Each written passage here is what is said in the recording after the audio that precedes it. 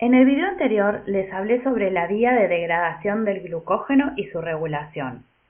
Ahora nos vamos a enfocar en la vía de síntesis.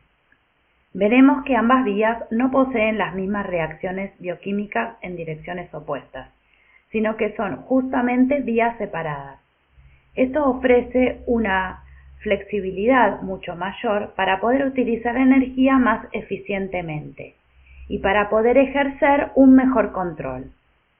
¿Se acuerdan que otras dos vías, biosintética y degradativa, no operan exactamente a través de las mismas reacciones? Pueden pensar en una de las clases teóricas del Dr. Delfino y en el módulo 2.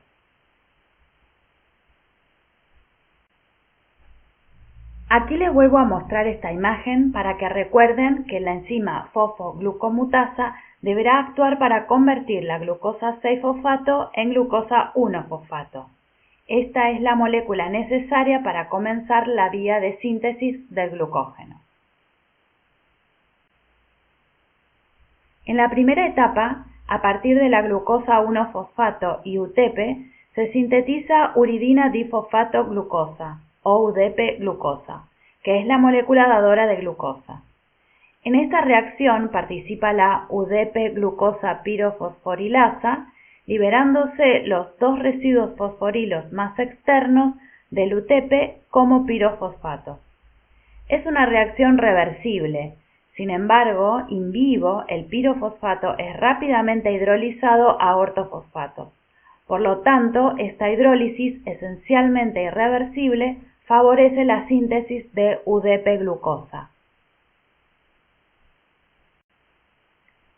En la segunda etapa, la unidad glucosídica activada de la UDP-glucosa, es la que ven en rosa, es transferida al grupo hidroxilo del carbono 4 del residuo terminal de una molécula de glucógeno para formar una unión glucosídica alfa-1,4. La molécula de UDP es desplazada por el grupo hidroxilo de la molécula de glucógeno creciente. Esta reacción es catalizada por la glucógeno sintasa, la enzima regulatoria clave de la vía de síntesis del glucógeno. Los seres humanos poseen dos isoenzimas, una específica del hígado y la otra es expresada en músculo y en el resto de los tejidos. La glucógeno sintasa pertenece a la familia de las glicosiltransferasas, puede agregar residuos glucosídicos a un polisacárido que contenga 4 residuos de azúcar por lo menos. Entonces, como ustedes recordarán, la síntesis de glucógeno requiere de un molde o primer. Y es la proteína glucogenina la que prepara los residuos iniciales de glucosa en el glucógeno. La glucogenina es también una glicosiltransferasa que requiere manganeso para su actividad catalítica. En la imagen de arriba pueden ver la estructura de la glucogenina. Esta es la isoenzima de músculo. La isoenzima de hígado es la glucogenina 2. Esta proteína está compuesta por dos subunidades idénticas que forman un homodímero en solución. UDP-glucosa es el sustrato de la glucogenina y es la molécula dadora de glucosa en esa reacción de autoglicosilación. Cada UDP-glucosa se une a través de sus grupos fosfatos a un átomo de manganeso 2+. Este ion, que pueden verlo en color verde claro, funcionaría como aceptor del par de electrones, estabilizando el grupo UDP saliente. En color turquesa pueden ver el residuo de tirosina 194 involucrado en el mecanismo de reacción. Abajo a la izquierda pueden ver la representación de la estructura en el modelo de cinta. En la región aminoterminal, la glucogenina contiene un dominio Rossmann requerido para la unión del UDP-glucosa y la catálisis. En esta estructura pueden ver que el residuo de tirosina es el 195. En la región C-terminal hay una zona altamente conservada necesaria para su unión a la glucógeno sintasa. Y también hay una región desordenada, ausente en la estructura, que se dibujó como línea punteada. A la derecha se muestra un dibujo que representa esta estructura. solo es a modo ilustrativo y no está a escala.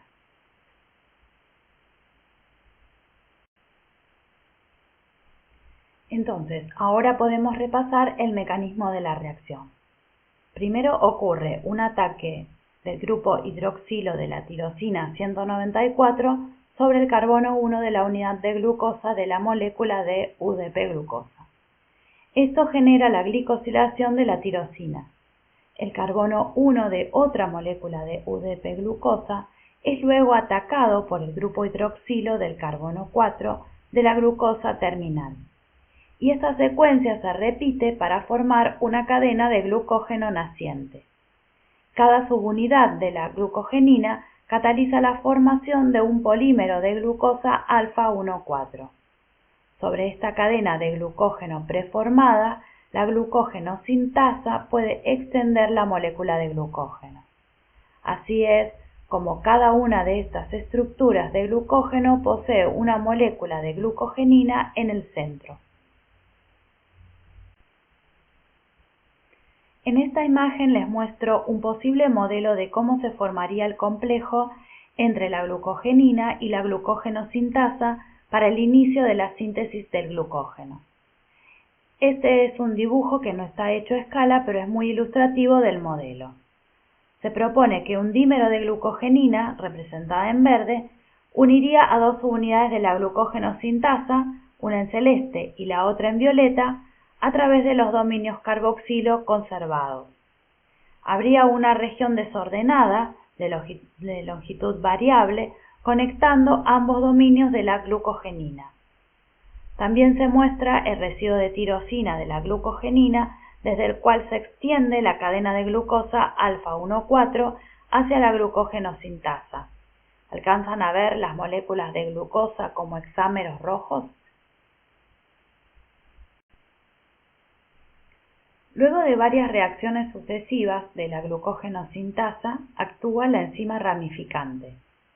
Esta cataliza la transferencia de un fragmento de 6 o 7 residuos de glucosa, en la imagen están representadas en celeste, desde el extremo no reductor de una cadena que tiene por lo menos 11 residuos, al grupo hidroxilo del carbono 6, de un residuo de glucosa que se encuentra en una posición más interna de la misma o de otra cadena, creando así una ramificación.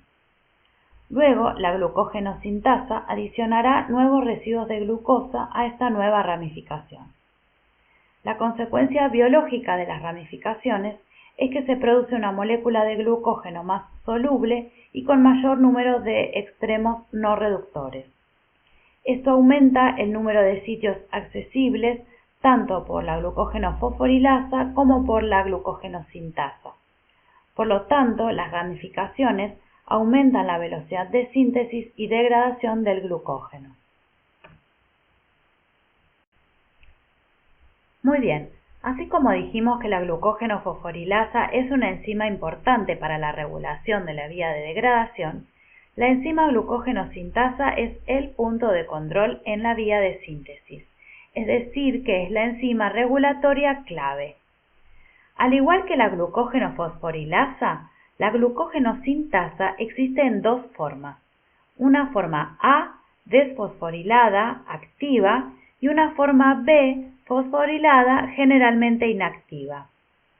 También de la misma forma que para la fosforilasa, la interconversión entre estas dos formas está regulada mediante modificación covalente. Solo que la fosforilación produce efectos opuestos en las actividades enzimáticas de la glucógeno fosforilasa y sintasa. En la imagen podemos observar que la glucógeno sintasa puede ser fosforilada en varios residuos de serina cerca de la región C-terminal por la glucógeno sintasa quinasa, o GSK3 por su abreviatura en inglés. Esta conversión hacia la forma B de la sintasa requiere una fosforilación previa por la caseína quinasa 2 o CK2. La insulina bloquea la actividad de la GSK3. En las próximas diapositivas veremos la vía de esta acción. Y en el hígado activa a la fosfatasa PP1, es decir, activa la glucógeno-sintasa. En el músculo, la adrenalina, a través de la pKa, fosforila a la proteína Gm, causando la disociación de PP1 del glucógeno. Si no se acuerdan de este mecanismo, miren varias diapositivas hacia atrás. Por lo tanto, la adrenalina lo que provoca es que la glucógeno-sintasa permanezca en su forma inactiva. Ahora bien, la modificación covalente parece jugar un papel de ajuste fino en la regulación, porque la regulación clave de la sintasa es por control alostérico de la forma fosforilada, o sea, de la glucógeno-sintasa B. Esta forma B será inactiva a menos que haya presente glucosa 6-fosfato. La glucosa 6-fosfato es un potente activador alostérico de la enzima. Al unirse a esta favorece su desfosforilación, ya que promueve un cambio conformacional que produce que la enzima sea un buen sustrato de PP1. La glucosa también promueve la desfosforilación. Aquí tenemos la estructura de la glucógeno-sintasa tetramérica en la representación de cintas. Las subunidades se ven en colores distintos y se distinguen con las letras A, B, C y D. Cada subunidad contiene dos motivos estructurales típicos de las proteínas que unen nucleótidos o dominios Rossmann entre las regiones regulatorias N y C. En las regiones N y C terminal es donde se encuentran los sitios de fosforilación. Al igual que la glucogenina, la glucógeno-sintasa usa UDP-glucosa como sustrato y cataliza la extensión de las cadenas de glucosa alfa 1,4. Sin embargo, a diferencia de la glucogenina, la glucógeno-sintasa no requiere la presencia de metales divalentes para la catálisis. A pesar de la importancia y del gran interés alrededor de esta enzima, recién en el año 2010 se logró resolver la estructura tridimensional de la enzima de levadura, en presencia y ausencia de glucosa 6-fosfato. Del análisis de la estructura se pudo concluir que la glucógeno-sintasa forma un tetrámero en respuesta a los niveles de glucosa 6-fosfato. En esta figura pueden verse los cambios estructurales en presencia a la derecha o en ausencia a la izquierda del activador alostérico. Cuando la enzima se encuentra unida a glucosa 6-fosfato, el tetrámero existe en su forma relajada, o R, haciendo que el sitio activo de cada subunidad esté más abierto, lo que permitiría acomodar mejor al sustrato. Fíjense que se produce un rearreglo en la interfase de las subunidades. Por el contrario, el tetrámero en ausencia de glucosa 6-fosfato se encuentra en un estado tenso o T, por lo tanto, en esta conformación, el sitio activo de cada subunidad es menos accesible al sustrato. Además, mediante experimentos de mutagénesis, se determinó que los residuos de arginina 583 y 587 controlan la respuesta a la glucosa 6-fosfato, mientras que otros residuos de argininas, que también se encuentran dentro de la hélice regulatoria, controlan la respuesta a la fosforilación. Estos cambios conformacionales los van a poder entender mejor en esta representación esquemática. Cada una de las subunidades aquí tiene el mismo color que en las estructuras de la diapositiva anterior. Se las muestro otra vez acá para que puedan compararlas. Pueden ver cómo a través de unas estructuras alfa-hélices pueden interaccionar las subunidades verde y naranja y por otro lado la azul con la violeta. Con la letra R se indican las hélices regulatorias conteniendo los residuos de arginina.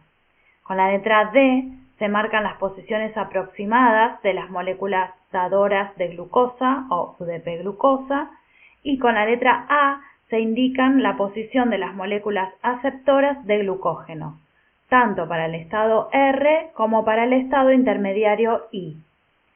En la conformación T, el dibujo de un candado amarillo representa que la fosforilación en un residuo de treonina, la 668, bloquea la interacción entre las subunidades de la interfase regulatoria. La unión de glucosa 6-fosfato libera esas interacciones limitantes para activar completamente la enzima en la conformación R. La glucógenosintasa es notable por su habilidad para ser fosforilada en múltiples sitios por diferentes quinasas. La quinasa regulatoria más importante, como les dije previamente, es la glucógenosintasa quinasa o GSK3, la cual adiciona grupos fosforilos a varios residuos de serina cerca de la región C-terminal de la glucógenosintasa, inactivándola fuertemente. Lo interesante es que la acción de la GSK3 es jerárquica. No puede fosforilar a la sintasa hasta que la caseína quinasa 2 o CK2 haya fosforilado previamente a la sintasa en un residuo cercano. Este evento se denomina priming en inglés, es decir que la GSK3 necesita una especie de primer o molde o un cebado para poder fosforilar a la glucógenosintasa. Si observamos la parte A de la imagen, podemos ver que la GSK3 se asocia a su sustrato, que es la glucógenosintasa, representada por una parte de su secuencia de aminoácidos en color violeta. Esta interacción se da entre residuos cargados positivamente, argininas 96 y 180 y lisina 205, y un residuo de serina. Pueden observar una serina fosforilada por la CK2. A la serina, que va a ser fosforilada por GSK3, se le asigna la posición 0 en la secuencia de aminoácidos y está marcada con una flecha roja. Esta asociación alinea el sitio activo de la GSK3 con dicha serina en la posición 0, la cual puede ser fosforilada. Esto crea un nuevo sitio primer, molde o cebado, y la enzima entonces se mueve hacia la izquierda, hacia otro residuo de serina en la posición de referencia -4. Se indica con una flecha verde. Y luego lo fosforila. Esto se repite con la siguiente serina en la posición -8, indicada con la flecha azul. En la parte B de la figura podemos ver que la GSK3 posee un residuo de serina cercano a su dominio N-terminal, que a su vez puede ser fosforilado por pKa o por la proteína quinasa B, AKT. Esta fosforilación produce una región llamada pseudosustrato, generando un plegamiento en el sitio primer o molde que hace inaccesible el sitio activo para otra proteína sustrato, es decir, que se inhibe la GSK3.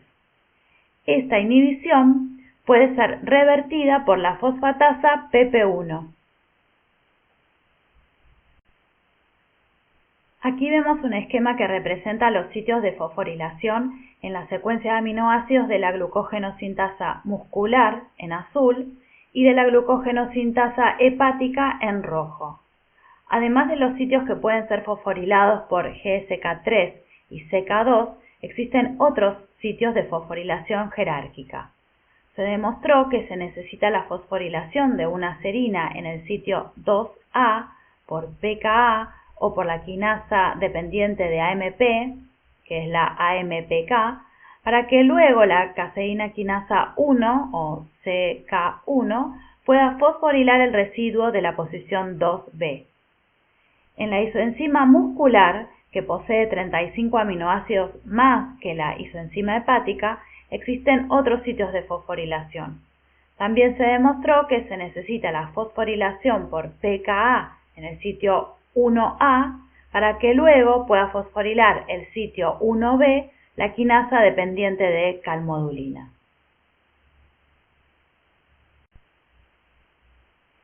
Con la figura que acá les muestro, podemos entonces ver de qué manera la insulina activa a la glucógenosintasa. Una vez que esta hormona se une a su receptor, se activa la vía de transducción de señales de PI3K y PKB-AKT. En una de las clases de transducción de señales, la doctora Rogin les contó acerca de la vía de señalización de la insulina. Entonces, es PKB la encargada de fosforilar a GSK3 en la región denominada pseudosustrato, inactivándola. Esta inactivación de GSK3 permite que la fosfatasa PP1 desfosforile y active a la glucógeno-sintasa.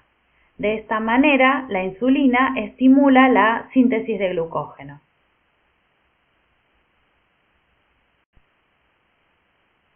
Todo esto que vimos les va a servir para la parte B del trabajo práctico del módulo 3, en la que van a estudiar la regulación de la glucógeno-sintasa de levaduras modificadas genéticamente. La actividad de esta enzima de levaduras se encuentra modulada en forma similar a la de las células de mamíferos, mediante efectores alostéricos y por fosforilación o desfosforilación de 3 residuos ubicados en la región C-terminal. Bueno, como la regulación coordinada de la glucógeno-fosforilasa y la glucógeno-sintasa es bastante compleja, aquí les muestro esta figura que les va a permitir observar y comparar toda la regulación alostérica y covalente de ambas enzimas. En la parte A tenemos el esquema que resume el control alostérico y covalente de la glucógeno-fosforilasa. En la parte B tenemos la regulación de la glucógeno-sintasa. Los textos y líneas en verde representan la activación de las enzimas, mientras que los que están en rojo representan la inactivación. A esta altura, con todo lo que vimos previamente, ustedes ya podrán analizar esta figura solitos.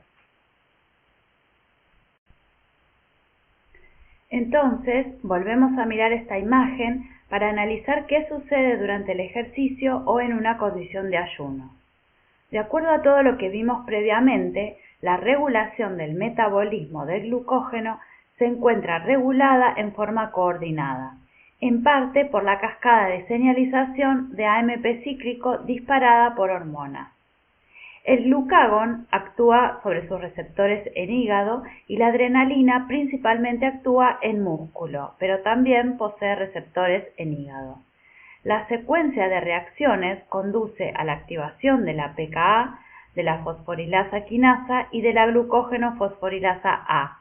Por lo tanto, se promueve la degradación del glucógeno. Ahora bien, la coordinación reside en que al mismo tiempo la pKa junto a la GSK3 fosforilan también a la glucógeno sintasa, pero en este caso la inactivan, inhibiéndose así la síntesis de glucógeno. Luego del ejercicio, cuando se vuelve al reposo, la célula muscular debe cambiar su metabolismo preparado para la degradación del glucógeno hacia un metabolismo para la reposición del mismo. Entonces, el primer paso es apagar la fosforilación de todas las proteínas que estimulan la glucogenólisis. Y es la fosfatasa PP1 la encargada de catalizar la hidrólisis de los residuos de serina y treonina fosforilados en la glucógeno fosforilasa A y en la fosforilasa quinasa, inactivándolas. Así disminuye la velocidad de degradación del glucógeno. Además, PP1 remueve los grupos fosforilos de la glucógeno sintasa B, convirtiéndola en su forma más activa, la forma A, y de esta manera acelera la síntesis del glucógeno. Entonces ahora les muestro esta otra figura que, si bien no incorpora nueva información, los va a ayudar a terminar de entender, a integrar y a recordar la regulación coordinada de las dos enzimas clave del metabolismo del glucógeno. La regulación de la fosforilasa la pueden observar en el panel de la derecha y la de la sintasa en el panel de la izquierda. En la imagen, los textos y las líneas en verde representan la activación de las enzimas, mientras que los que están en rojo representan la inactivación. Ustedes ya pueden analizarla solos.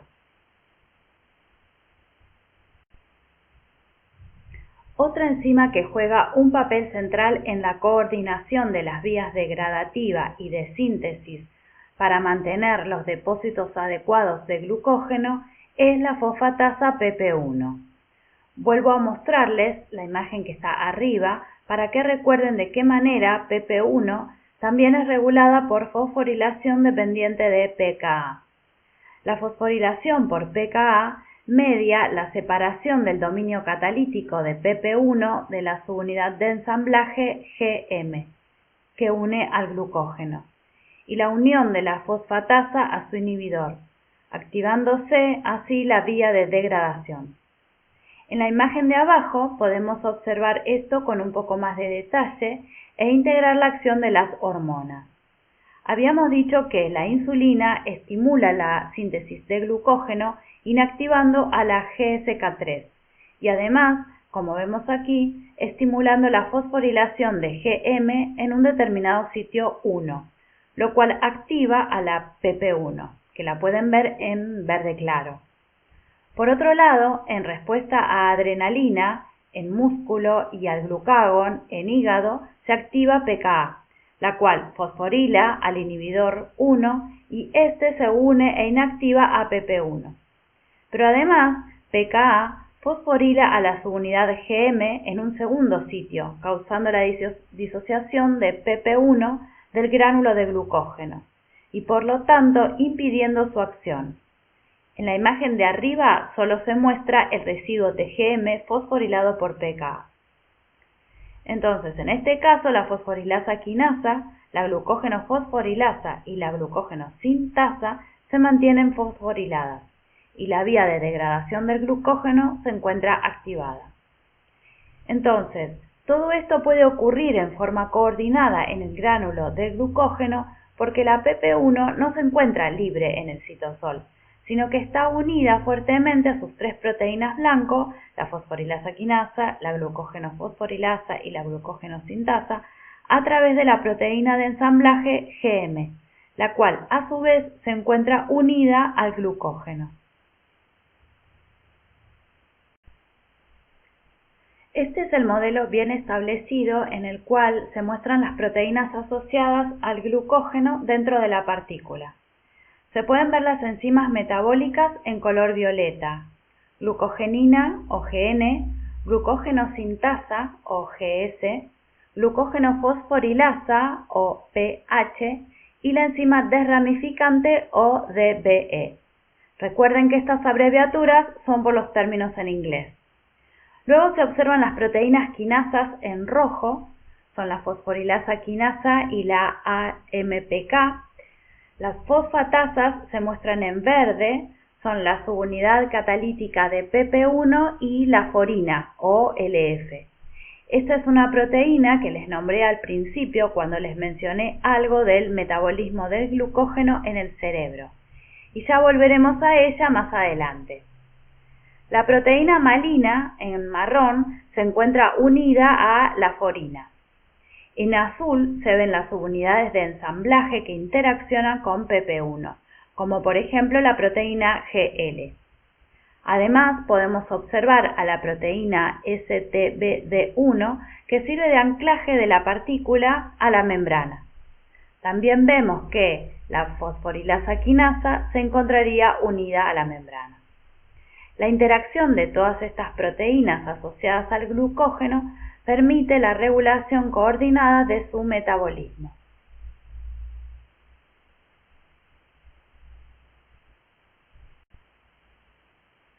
La conversión de glucosa en glucógeno en el hígado es la principal vía que contribuye a la remoción de la glucosa sanguínea en un estado postprandial, o sea, luego de la ingesta de comida. Entonces, la vía de síntesis de glucógeno se encuentra además regulada por la concentración de glucosa sanguínea. Esto se muestra en este esquema. En el paso 1 podemos ver que la glucosa activa a la glucoquinasa.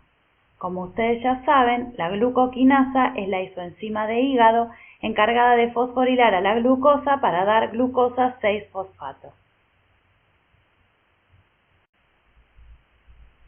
¿Cómo ocurría la activación de la glucoquinasa por glucosa? Lo recordarán probablemente de la clase teórica del Dr. Delfino. Lo que sucede es que en un estado de ayuno, la glucoquinasa se encuentra en parte secuestrada en el núcleo, en un estado inactivo, formando un complejo con la proteína regulatoria GKRP. En el estado postprandial, y como pueden ver en la figura, la glucoquinasa es rápidamente movilizada al citosol, en respuesta a una elevada concentración de glucosa, donde produce glucosa 6-fosfato. Aquí les muestro algunos resultados de un estudio muy reciente en el que se investigó la síntesis de glucógeno hepático en ratas, en condiciones fisiológicas y variando las concentraciones de insulina y glucosa plasmática. Sin entrar en mucho detalle sobre el protocolo, los animales se perfundieron con insulina, 0,5 o 4 miliunidades por kilo de peso por minuto, y glucosa 100, 180 o 300 miligramos por decilitro. Pueden ir mirando la tabla de abajo para ir guiándose. Estos tratamientos representarían condiciones basal e hiperinsulinemia y normal de hiperglucemia y marcada hiperglucemia. Durante el protocolo, los animales se trataron además con somatostatina para suprimir el glucagón y la insulina endógena. Si analizamos los dos gráficos de la izquierda, podemos decir que niveles basales de insulina, 0,5 miliunidades, no provocan ningún efecto significativo sobre los niveles de glucógeno ni sobre la concentración de glucosa 6-fosfato en el hígado, independientemente de los niveles de glucosa. Por otro lado, la condición de hiperinsulinemia sola tampoco posee efectos significativos. Es decir, solo se observa un aumento significativo de los niveles de glucógeno y de glucosa 6-fosfato en el hígado en las condiciones de hiperinsulinemia e hiperglucemia. Comparen las barras de 4 miliunidades de insulina con las de 100 y 180 miligramos por decilitro de glucosa. Además, este efecto sería dependiente de la concentración de glucosa. En el panel de la derecha se muestra el resultado de un experimento de Western blot donde se comparó el contenido de la glucoquinasa en las fracciones citosólica y nuclear. Como control de carga se utilizaron las proteínas GAPDH citosólica e histona H3 nuclear, en homogeneizados de hígado de las ratas tratadas.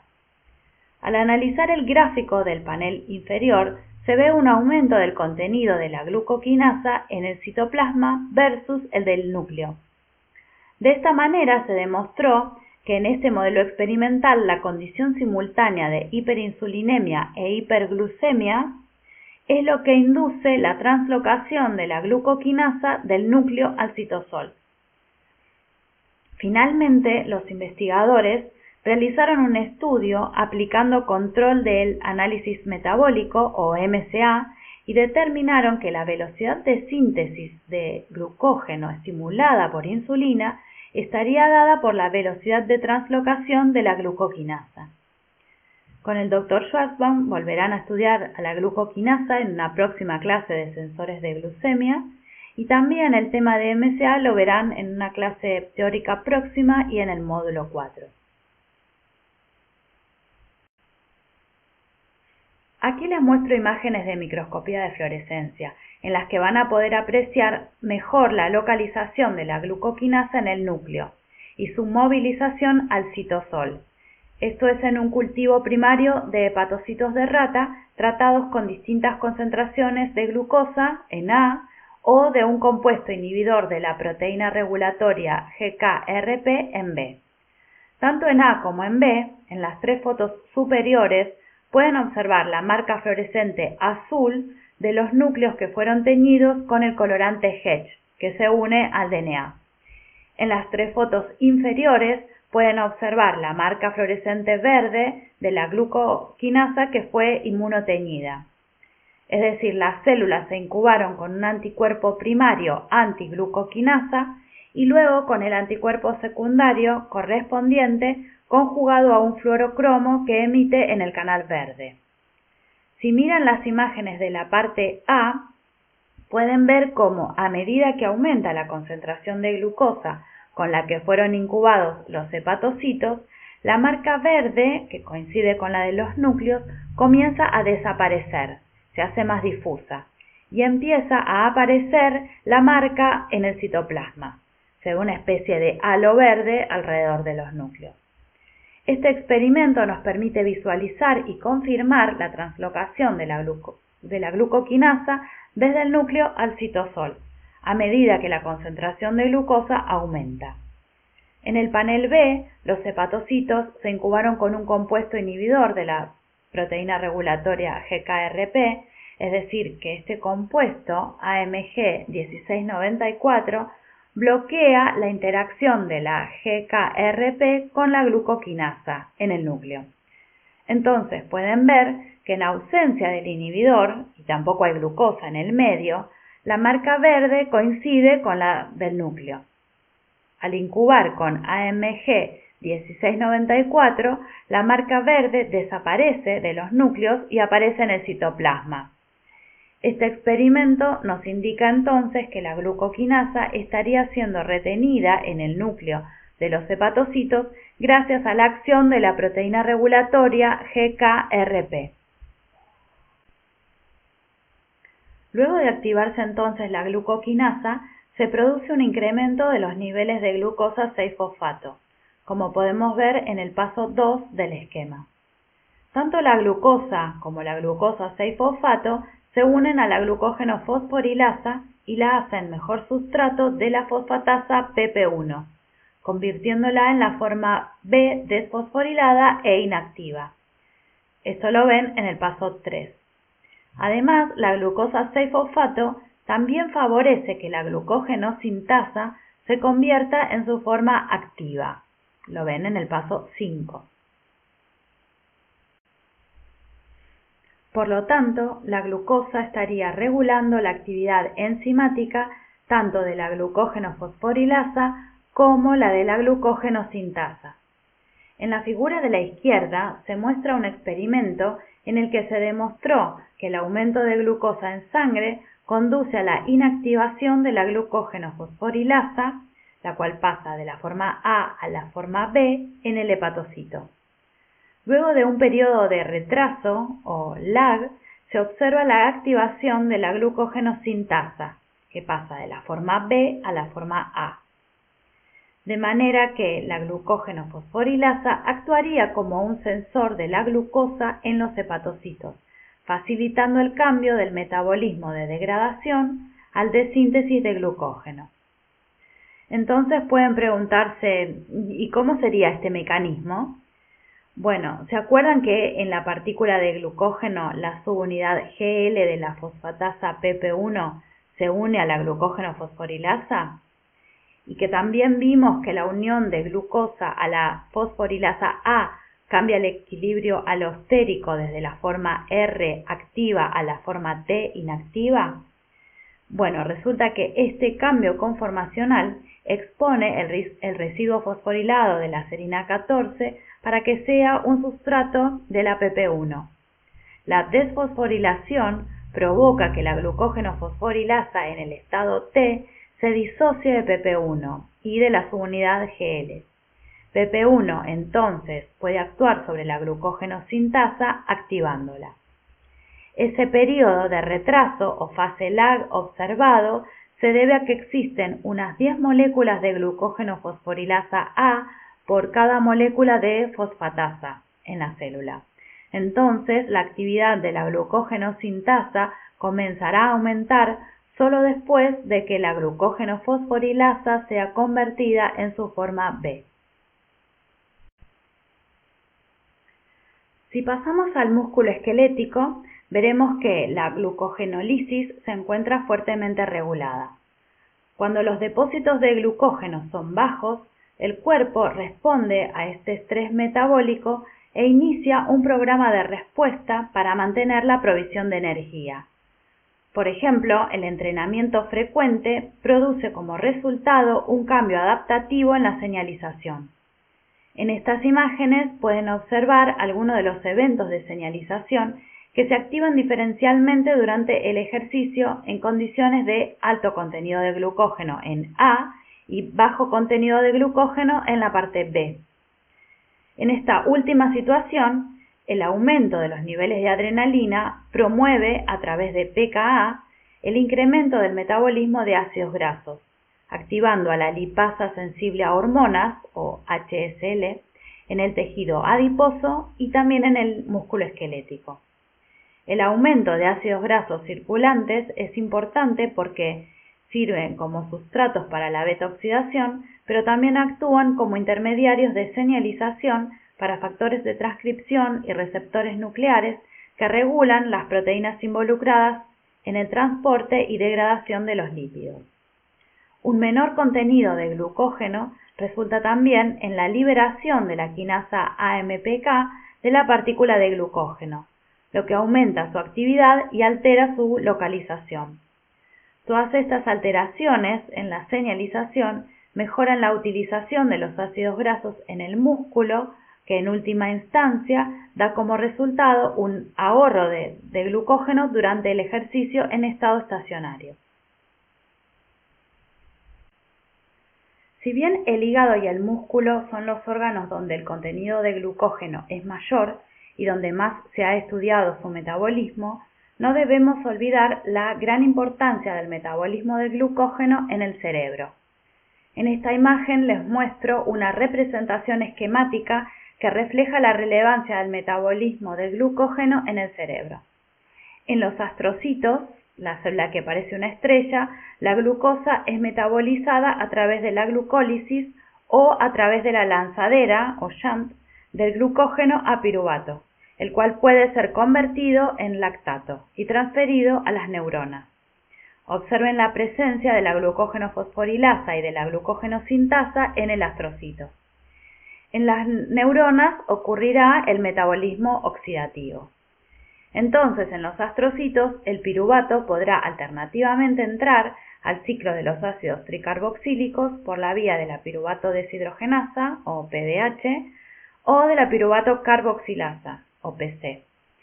La entrada del piruvato a través de cualquiera de estas dos vías se requiere para la síntesis de nuevo de glutamato y glutamina. La glutamina no es neuroactiva, debe ser transferida a las neuronas, donde sirve de precursor para la síntesis de glutamato.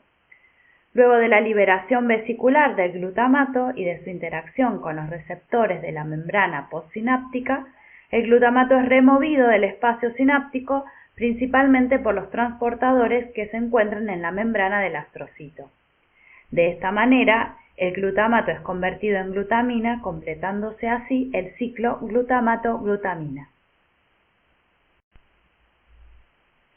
Casi llegando al final, quiero mostrarles esta tabla que compara el tamaño, concentración y contenido del glucógeno, así como también la localización subcelular y celular y las distintas isoenzimas de la glucogenina, la glucógeno fosforilasa y la glucógeno sintasa en hígado, músculo esquelético y cerebro.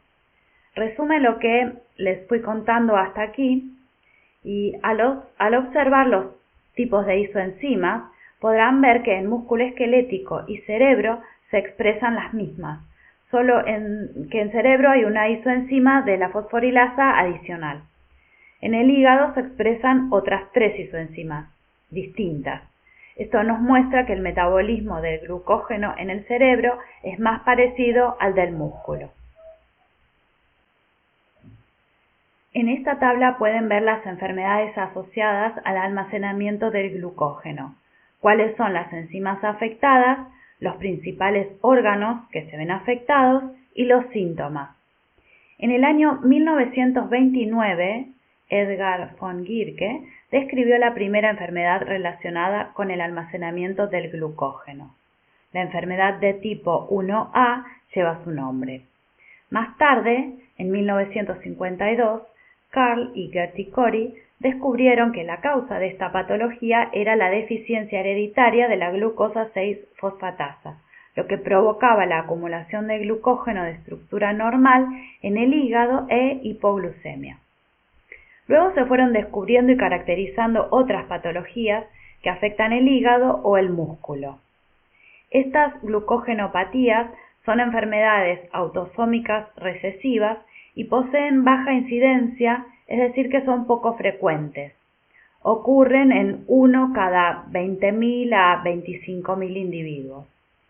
La mayoría ocurren por mutaciones genéticas en enzimas de la vía de degradación que producen la acumulación de glucógeno en el tejido.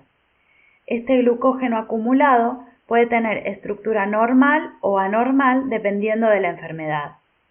Estas patologías poseen una evolución muy severa, pero si se diagnostican tempranamente, la persona que padece la enfermedad puede tener una mayor sobrevida y una mejor calidad de vida, por lo que, a pesar de que sean patologías poco frecuentes, es importante su estudio para mejorar el diagnóstico y el tratamiento. En la tabla anterior se mostraban enfermedades asociadas al metabolismo del glucógeno que afectan principalmente el hígado y el músculo. Pero ¿se acuerdan que previamente les nombré la enfermedad de la fora? Esta es una enfermedad relacionada al metabolismo del glucógeno en el cerebro. Es una enfermedad autosómica recesiva que provoca convulsiones a partir de la adolescencia, desorden neurológico y luego demencia. Es causada por mutaciones en el gen de la proteína laforina, que es una fosfatasa del glucógeno, o por mutaciones en el gen que codifica para una proteína del sistema ubiquitina proteasoma, llamada malina. También les nombré estas proteínas anteriormente. Se encuentran asociadas a la partícula del glucógeno. En A se muestra el esquema de la laforina. Posee un dominio de unión a carbohidratos, o CBM, y un dominio fosfatasa, DSP. En C se muestra el esquema de la proteína malina, con un dominio ring de interacción con la forina y varios dominios NHL de interacción proteína-proteína. La parte B de la figura representa que mutaciones en los genes que codifican para estas proteínas causan la acumulación de glucógeno con altos niveles de fosforilación. En la imagen se ve la estructura del glucógeno hiperfosforilado, que lo ven como círculos rojos, con cadenas de glucosa más largas pero menos ramificadas. Estos agregados anormales, menos solubles de glucógeno, forman los cuerpos de la fora, que dan nombre a la enfermedad. Los pacientes poseen estas inclusiones de glucógeno anormal en casi todos los tejidos, pero la severidad de la enfermedad se profundiza por su acumulación en el cerebro. A pesar de que en los pacientes los cuerpos de la fora se forman en muchos tipos celulares, las neuronas son las que especialmente son susceptibles, en las que se termina induciendo apoptosis. Por otro lado, hace unos pocos años se demostró que las neuronas también contienen glucógeno y que expresan glucógeno fosforilasa y glucógeno sintasa. Entonces, en conjunto, estos nuevos estudios son muy importantes y reveladores porque hasta hace poco estaba muy bien establecido que las neuronas no acumulan glucógeno. Pero todo el trabajo de investigación que se está realizando en relación a la enfermedad de la fora va a enriquecer todo lo que podemos leer hoy en los libros de texto acerca del metabolismo del glucógeno. Por último, quería contarles que se están realizando estudios para averiguar si las enzimas del metabolismo del glucógeno podrían ser utilizadas como blanco en la terapia contra el cáncer.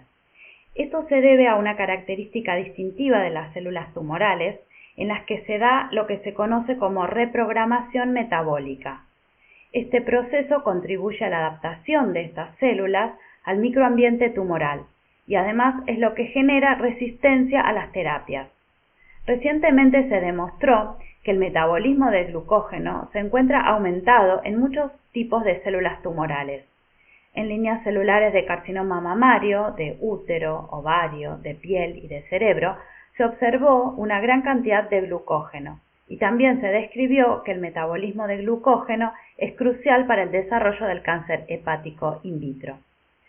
Además, se demostró que la hipoxia, es decir, la deficiencia de oxígeno que se genera dentro de la masa tumoral, aumenta la acumulación de glucógeno en los hepatocitos tumorales, al inducirse la expresión de la glucógeno-sintasa, la enzima ramificante y la UDP-glucosa pirofosforilasa, porque se estabiliza un factor de transcripción inducible por hipoxia que se llama HIF-alfa 1. En las células de carcinoma mamario se observó también que la hipoxia induce la expresión de la fosfatasa PP1. En esta figura se resaltan entonces estas enzimas clave del metabolismo del glucógeno, cuya expresión se ve alterada en las condiciones adversas del microambiente tumoral, como son la hipoxia y la falta de glucosa, y podrían servir como blanco para la terapia antitumoral.